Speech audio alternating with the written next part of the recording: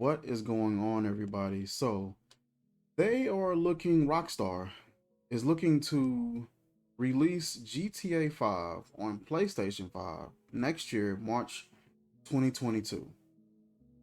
This game has been out since 2013. It's been out for 8 years, going on 9 shortly. And I just thought that was interesting because this game has been on 3 consoles. Well, it was going to be 3 consoles. It's been on the PlayStation 3, the PlayStation 4, and now in March 2022, going to be released on PlayStation 5. They're saying that there's going to be some new things, some new features going on. Let's take a read. GTA 5 and GTA 5 Online will now arrive on PlayStation 5 and Xbox in March 22, featuring a range of technical and graphical improvements across the entire experience, including performance enhancements, as well as for select vehicles in GTA Online and so much more. While we are extremely excited to be bringing GTA 5 to the latest generation of consoles, the game requires a few additional months for polishing and fine-tuning. We look forward to sharing more details about these expanded and enhanced versions soon, including the new standalone version of GTA Online, also coming to PlayStation 5 and the Xbox Series.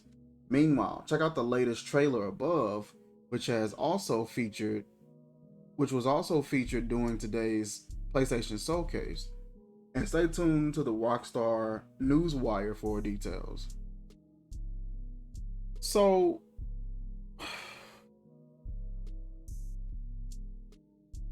they're going to re-release this game with improved graphics and improved gameplay, it looks like. And I don't know if that's going to be enough. I don't know if that's going to be enough for this game. People are tired, honestly, of GTA. I know that I grew tired of GTA, but not because GTA necessarily did anything wrong. I mean, of course they did some things wrong, but they did a lot of things right with this game. This game was a very rich, feature-heavy, full of great modes and features and things to do. It's a game where you don't really get bored quick, but you can get bored quick. And one of the main reasons you can get bored quick is the exploits. You get players that come in and they know they can exploit this particular mode by using this item or this vehicle or this weapon, in XYZ. The Oppressor came out and it just makes it extremely hard. Like right here in this example here, you see the flying cars blowing up the helicopter. That is kind of what sort of made this game a little wacky and kind of ruined the game, in my honest opinion. It just became something that was hard to play. All the features that it has, from when you go online, you're able to do missions and do heists. You're able to own a nightclub.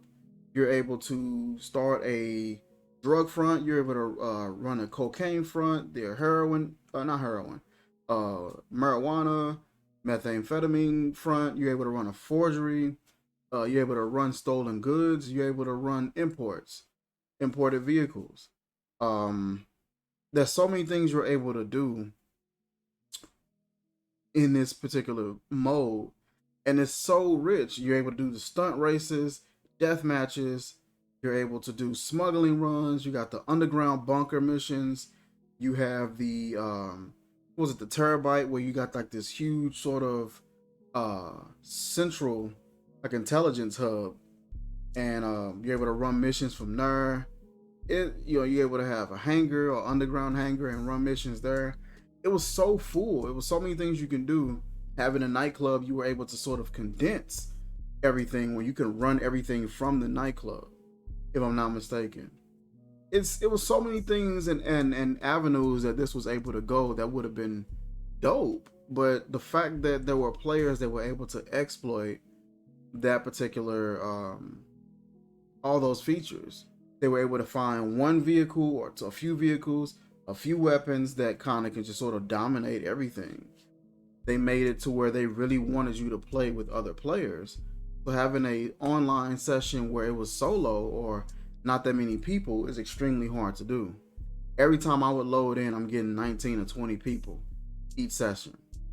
And so trying to build up missions and run missions for hours and hours and hours to even build up your warehouse. You're not even making a drop. You're just trying to stock up your warehouse. That was dang near impossible to do because of the players. The game would literally notify everybody of what you're doing, probably how much you got, where you were at, and tell them to steal it. And it's just, it added a very unrealistic aspect to it. If you just so happen to see a player and that's what they're doing, cool. But the fact that the game would notify everybody within seconds of you starting the mission was just, it was so unrealistic. It nerfed every one of the features, every feature.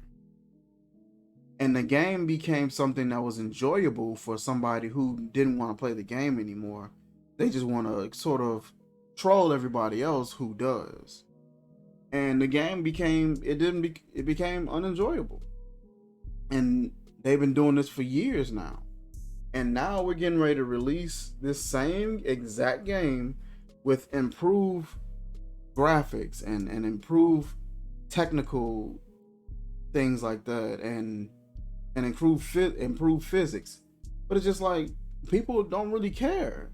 No one's gonna care about what features you're adding if you're just gonna nerf the features by allowing people to easily exploit and ruin the game. It's definitely frustrating. All the features that they have with this game, and all you're really able to do is that.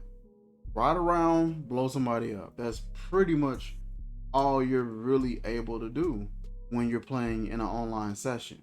Now, what I thought would be a great idea, if you can't separate those features where a person can work those missions unbothered by public people in the session, if you're unable to work that, have it to where however many people are in your session, you get, that's how much more you can earn. So say for instance, I'm trying to do a drop that's a 400 grand drop, and I got a few stops to make in order to do it. Anybody who's in that session multiplies that payout. Not the total payout, but let's say I'll earn an extra 100 grand per person that's in there due to the heightened risk. So I'll take a 400 grand mission and I'm in a session with 20 some people. That's an extra 100 grand per person.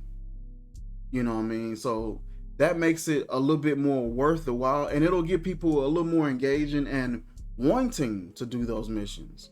Also, it'll kind of give people the thought process of, you know what, I don't have to fill up my entire warehouse in order for me to make a decent buck on this game. Now I can only have a few items, which will kind of help me make my drops a little easier while still having that risk of 20 extra people that you may have to fend off or avoid in order to make the drop. It just seemed like they have such a rich, full game with features and all that, and they just sort of nerfed it and just ruined it by allowing players to just exploit to the degree that they do. And it just became a game that wasn't enjoyable anymore. And now they're looking to re-release it. So hopefully they make those fixes and can make those changes. I'm interested in seeing what new that they have to bring to this game. This game, like I said, is 8 years old. One of the best-selling games ever. It was a lot of fun to play. It was a lot of updates, and they looked out for us and made sure that the updates were free.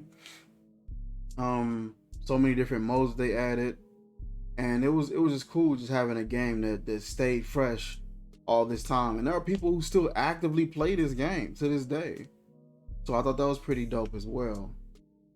But yeah, if they can make those changes, that would definitely help out. I'll be interested in probably checking it out. I don't know if I want to pay 60 for this game all over again, but because it's on a new console, it's on a new generation console, more than likely that's going to be the case. Listen, you guys, that is it for this video. Like, comment, share, subscribe, and I will catch you guys soon. Peace.